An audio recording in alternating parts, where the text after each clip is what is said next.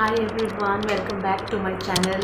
Hope you are all doing well. So आज मैं discuss करने वाली हूँ एलिजिबिलिटी क्राइटेरिया क्या है AIIMS MSc nursing entrance examination के लिए। प्रीवियसली मैंने अपनी वीडियो पर ऑलरेडी डिस्कस कर लिया है कि एग्जामिनेशन प्रोसेस क्या क्या होते हैं, कितने सीट्स निकलते हैं, आपको कैसे प्रिपेयर करने हैं खुद को।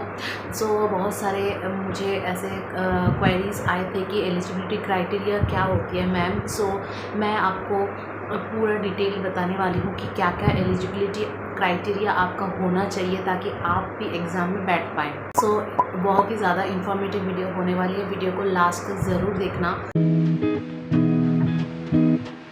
पहले एलिजिबिलिटी क्राइटेरिया में आपको देखना पड़ेगा कि फर्स्ट ऑफ ऑल आपको बीएससी नर्सिंग होनी चाहिए या फिर बीएससी ऑनर्स नर्सिंग होनी चाहिए या फिर GNM plus post basic nursing होनी चाहिए। अगर आप सिर्फ जीएनएम कर रहे हैं तो आप एलिजिबल नहीं हैं।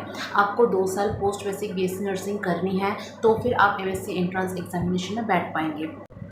बहुत जनों का ये भी डाउट्स है कि मैम अगर मैं एम्स से पढ़ के आती हूँ तो ही मैं एम्स का एग्ज़ाम दे सकती हूँ क्या? नहीं। अगर आप प्राइवेट से बीएससी कर रहे हैं, जीएनएम कर रहे हैं, पोस्ट बेसिक कर रहे हैं, फिर भी आप AIIMS MSc nursing entrance examination दे पाएंगे। प्राइवेट से पढ़ो या फिर गवर्नमेंट से पढ़ो, स्टेट नर्सिंग के कॉलेज से पढ़ो, कहीं से भी पढ़ो, आपका बेसिक एलिजिबिलिटी क्राइटेरिया यही है कि आपको बीएससी नर्सिंग या फिर बीएससी ऑनर्स नर्सिंग या फिर GNM plus post basic nursing आपको करनी ही पड़ेगी। बहुत जन ये भी पूछते हैं कि क्या मैम एम्स में एमएससी करने के लिए हमें कोई एक्सपीरियंस की ज़रूरत है?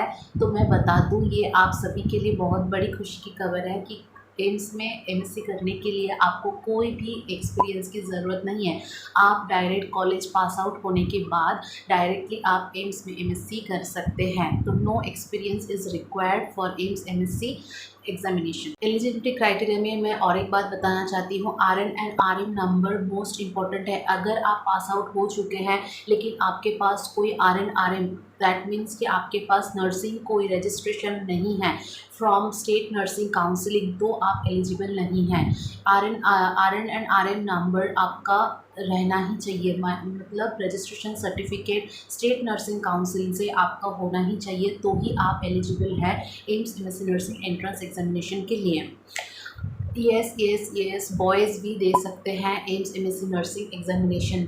तो मैंने एलिजिबिलिटी क्राइटेरिया में और एक चीज़ इंक्लूड करना चाहूँगी, वो है अगर आप ग्रेजुएशन कंप्लीट कर रहे हो, दैट्स मीन बीएससी ऑनर्स कर रहे हो या फिर बीएससी नर्सिंग कर रहे हो या फिर जीएनएम और पोस्ट बेसिक नर्सिंग आप कर रहे हैं, तो फिर आपको एक बेंचमार्क रहती है एम्स एमएससी नर्सिंग एंट्रेंस पे बैठने के लिए। अगर आप जनरल कैटेगरी से हैं, ईडब्ल्यूएस है या फिर ओबीसी कैटेगरी से है, तो आपको मिनिमम 60% आपको आपके ग्रेजुएशन में लाने ही हैं, तब आप एम्स एमएससी नर्सिंग में बैठ पाएंगे। अगर आप एसटी एससी कैटेगरी से हैं तो आपको 55% मार्क चाहिए आपका ग्रेजुएशन में, तो आप एम्स एमएससी नर्सिंग के लिए एलिजिबल हैं। फ़ीस स्ट्रक्चर क्या होती है मैम एम्स में पढ़ने के लिए? एम्स तो बहुत बड़ा इंस्टीट्यूशन है तो बहुत लाखों खर्चे होते होंगे। नो, आपको फ़ीस स्ट्रक्चर के नाम पे फर्स्ट आपको एडमिशन फ़ी 2500 के अराउंड, 2000 या 2500 के अराउंड आपका लिया जाता है और 2 साल में आपको कोई भी फ़ीस कॉलेज में नहीं देनी पड़ती है।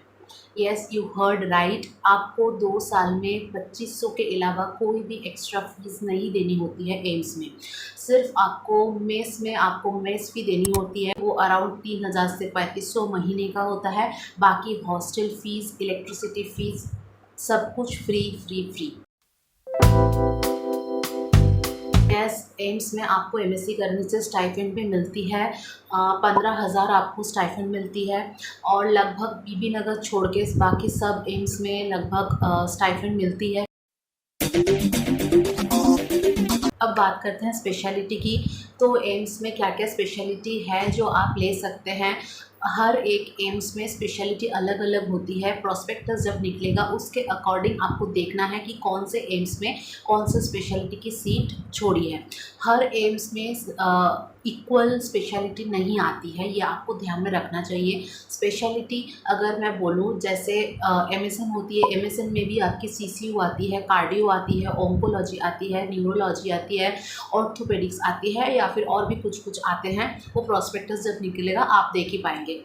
नेक्स्ट आती है साइकेट्रिक नर्सिंग आती है, पीडियाट्रिक आती है, कम्युनिटी हेल्थ नर्सिंग आती है, ऑब्स एंड गायनी की सीट्स आती है। और मैं फिर से बता देती हूँ, स्पेशलिटी की सीट्स हर एम्स में इक्वल नहीं आती है। वो प्रॉस्पेक्टस जब निकलेगा उसके अकॉर्डिंग आप देख पाएंगे कि कौन से एम्स में कौन सा स्पेशलिटी आई है, और हर साल चेंज होते रहते हैं। तो अगर आपको आपकी मनपसंद स्पेशलिटी चाहिए एंड मनपसंद आपको एम्स चाहिए तो आपकी प्रिपरेशन तगड़ी होनी चाहिए, रैंक बहुत ज़्यादा आगे करनी होगी, तो भी आप अपने मनपसंद स्पेशलिटी एंड मनपसंद आपका एम्स ले पाएंगे। और मैंने प्रीवियस वीडियो में ऑलरेडी डिस्कस कर चुकी हूँ कि कैसे आप खुद को प्रिपेयर कर पाएंगे, कैसे आपको प्रिपेयर करना है, कितने सीट्स निकलते हैं।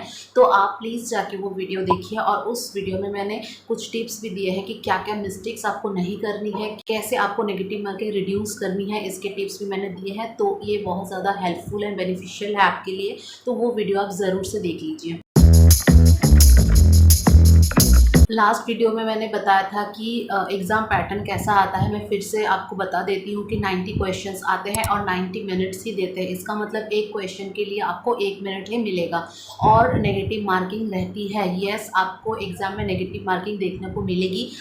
1/3 नेगेटिव मार्किंग होती है एग्जामिनेशन में, तो आपको नेगेटिव मार्किंग में रिड्यूस करना भी आना चाहिए। अगर और आपको इन्फॉर्मेशन चाहिए तो आप डायरेक्टली एम्स के साइट में जा सकते हैं। मैं नीचे दे दूंगी एम्स का साइट, आप उधर से जाके डेली अपडेट देख सकते हैं। और इसके अलावा मैं तो हर एक अपडेट आपके साथ शेयर करूंगी, तो मेरे चैनल के साथ भी जुड़े रहिए।